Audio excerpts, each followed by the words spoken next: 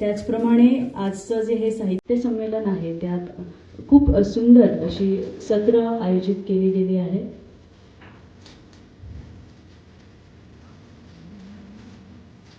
या उद्घाटन सत्रानंतरचं पुढचं सत्र आहे महिलांचा खास परिसंवाद आणि त्या भारतीय संविधानाने आपल्याला काय दिलं या विषयीचे विचार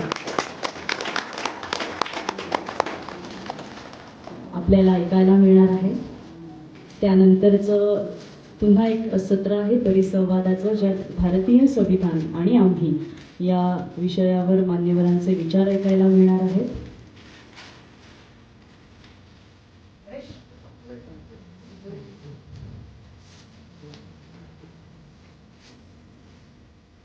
आणि त्यानंतरचं चौथं सत्र असणार आहे कवी संमेलन. संविधानाच्या पानावर असं सुंदर विषय असलेलं हे कवी संमेलन असणार आहे. प्रज्ञासागर या स्मरणिकेचं प्रकाशन झालं असं मी आता इथे जाहीर करते. सर्व मान्यवरांचे पुन्हा एकदा आभार.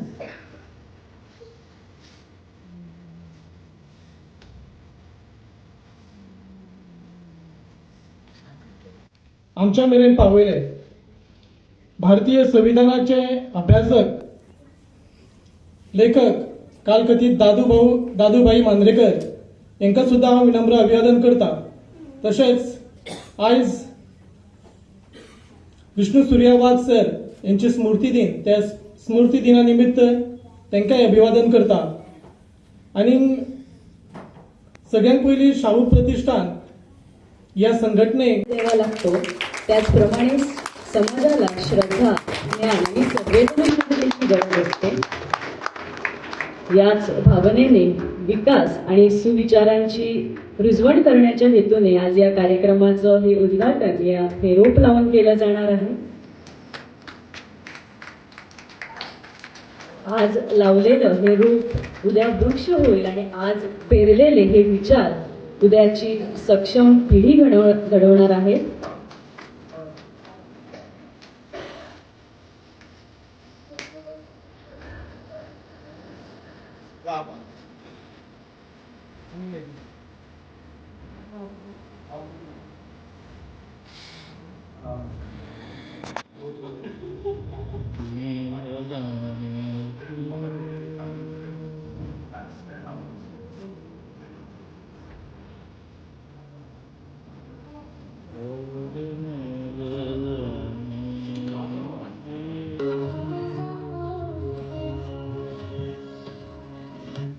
शाहू आंबेडकर विचार प्रसार साहित्य संमेलन इथं संपन्न होत आहे.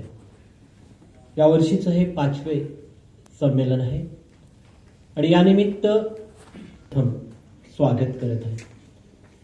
आज कैलासवासी विष्णू सूर्या वाघ यांचा स्मृती. आजच्या या कार्यक्रमास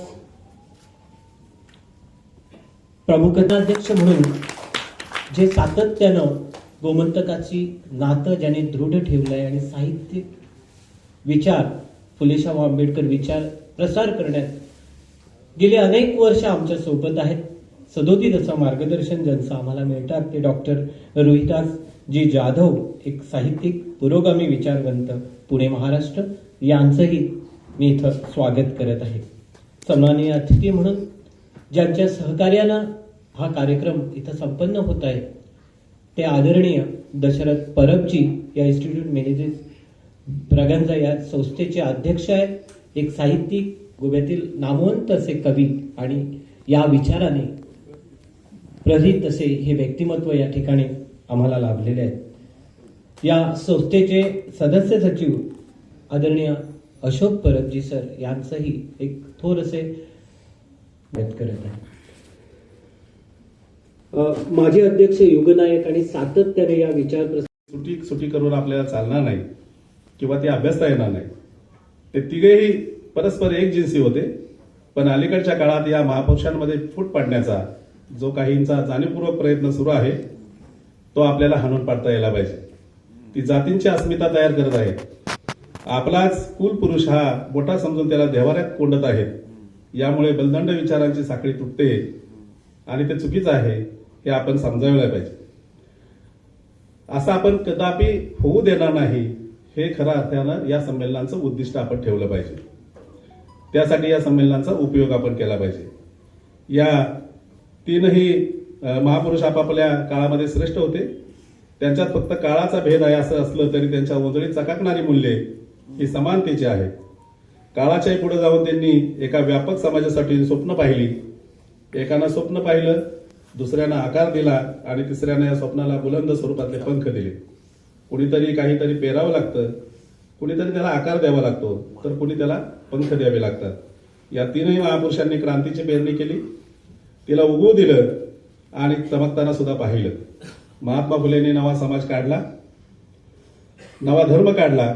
शाहू महाराजांनी जातीविरोधात कायदा केला आणि नव्या माणसासाठी तोरण बांधलं. तर बाबासाहेबांनी राज्यघटनेच्या रूपाने देशाला धर्मनिरपेक्षतेवरती आधारित असा नवा राष्ट्रग्रंथ दिला, ज्याचं नाव संविधान आहे. हे संविधान 1970च्या दशकापासून श्री दशरथजी परब सातत्याने कविता लेखन करत आहेत. त्यांचे कविता संग्रह प्रसिद्ध झालेले आहेत.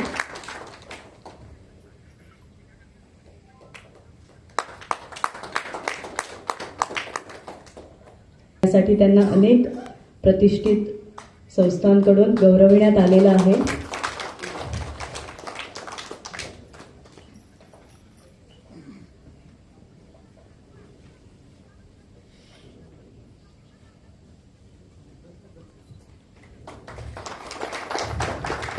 अभिनंदन श्री रमेश्वरकर सर.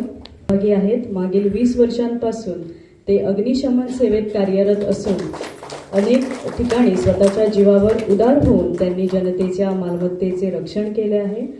आणि त्याचप्रमाणे ते करत असताना वेळ मिळेल तसा ते समाजकार्यात अग्रेसर राहत असतात. मुख्य म्हणजे कोविडच्या काळात फ्रंटलाईन वॉरियर म्हणून त्यांनी काम केलं आहे. त्याचप्रमाणे संविधान साक्षर गाव करण्यात ते अग्रेसर राहिले आहेत. आणि करुणा ट्रस्टच्या माध्यमातून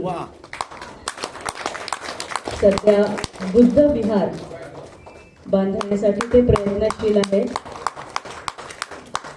ज्याप्रमाणे आपण पाहत आहात की सपत्नीक ते इथे उपस्थित आहेत, त्याचप्रमाणे त्यांचं पूर्ण कुटुंबही त्यांच्या कार्य. अभिनंदन सर.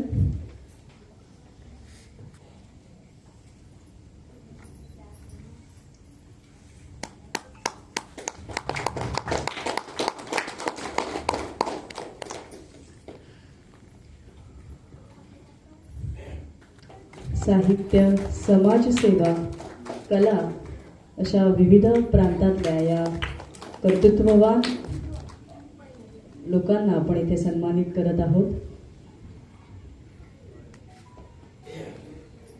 सर्व समाजासाठी, शोषित पीडितांसाठी काम करतात. मी जेरुसलेम विद्यापीठातला इतिहास संशोधक आहे, इतिहासकार आहे. जगातले जे काही सेलिब्रिटी लेखक आहेत त्यापैकी एक अत्यंत महत्वाचा लेखक आहे युव्हाल नोआ हरारी, ज्याने माणसाचा 1,00,000 वर्षांचा इतिहास त्याच्या सेपियन नावाच्या पुस्तकातून मांडला आहे. केवळ 3 पुस्तकं त्यांनी लिहिलीत आणि ते सगळी बेस्ट सेलर्स आहेत. सेपियन, होमोडियस आणि 21 लेसन्स फॉर 21st सेंच्युरी. ते सेपियन या पुस्तकामध्ये त्यांनी मानव जातीचा इतिहास लिहिलाय. आणि हा मानव जातीचा इतिहास लिहिताना त्यांनी एक महत्वाचं सांगितलंय की आपण माणसं जी आहोत ना, वी आर स्टोरी टेलर्स. आपण गोष्टी तयार करून सांगणारी जमात आहोत, प्राणी आहोत. इतर प्राणी आणि आपल्यामध्ये हा फरक आहे. इतर प्राण्यांना गोष्ट तयार करता येत नाही, त्यांना ती सांगता येत नाही आणि त्यामुळे त्यांची परंपरा पुढे चालत नाही. कुठल्याही माकडाला त्याचा आजोबा काय करत होता हे सांगता येत नाही, पण माणसाला ते सांगता येतं. माणूस मागच्या 10 वर्षाचा, 100 वर्षाचा, 1000 वर्षाचा इतिहास सांगतो. कधी खरा सांगतो, कधी खोटा सांगतो, कधी रचून सांगतो. पण हा फरक महत्वाचा आहे. तर आपण स्टोरी टेलर्स आहोत. आपण काही तत्व जीवनामध्ये अवलंबत असतो आणि ही तत्व, हे विचार आपण आपल्या पुढच्या पिढीपर्यंत पोचवत असतो. तसा बुद्धाचा विचार, बुद्धाने जो या जगामध्ये विश्वशांतीचा विचार मांडला, तो विचार पुढच्या पिढ्यांना देण्यासाठी. तुकारामांचा जो बंडखोर विचार होता, आणि तोही विशेष म्हणजे शब्दांच्या सान्निध्यातून, शब्दांच्या माध्यमातून मांडलेला, की आम्हा घरी धन शब्दांचीच रत्ने, शब्दांचीच शस्त्रे यत्ने करू, की आम्हाला तुमचं विचार परिवर्तन करण्यासाठी कुठल्याही प्रकारच्या हत्याराची गरज नाही, आमचे शब्द पुरेसे आहेत. इतक्या शब्दांवरती ज्यांना आत्मविश्वास होता असे संत तुकाराम. किंवा अगदी आपल्या या कार्यक्रमाची सुरुवात ज्या अखंडाने झाली, ज्या अत्यंत प्रेरणादायी असा अखंड, की विद्येविना मती गेली, मतीविना नीती गेली, नीतीविना गती गेली, गतीविना वित्त गेले, वित्ताविना शूद्र खचले, इतके सगळे अनर्थ एका अविद्येने केले, असं ठणकावून सांगणारे महात्मा क्रांतिबा ज्योतिबा फुले, राजर्षी शाहू महाराज, की आरक्षणाचे जनक, सत्तेचा वापर सामान्य माणसाकरता कसा करावा, आणि सरते शेवटी भारतरत्न डॉक्टर बाबासाहेब आंबेडकर, की या देशातील माणसाला जर माणूस म्हणून सन्मानाने जगू द्यायचं असेल तर त्याला समानतेचं मूल्य शिकवावं लागेल. आणि समानतेचं मूल्य, स्वातंत्र्याचं मूल्य, नैतिकतेचं मूल्य, न्यायाचं मूल्य आपल्या लेखणीने ज्यांनी साकारलं संविधानामध्ये, ते भारतरत्न डॉक्टर बाबासाहेब आंबेडकर. यांचा सगळ्यांचा विचार जर आपल्याला आपल्या पुढच्या पिढ्यांपर्यंत पोहोचवायचा असेल तर अशा साहित्य संमेलनांची गरज आहे.